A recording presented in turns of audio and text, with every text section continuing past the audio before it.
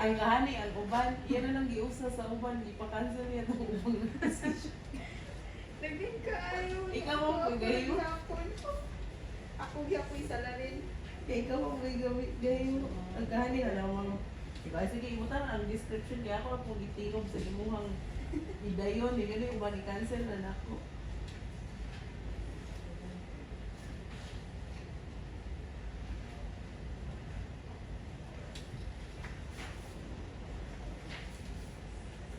Napakoy sa sentro pero wala ko kabalo sila account to be charged. Ako bulihin mo. Paguli ko yung mahimaan.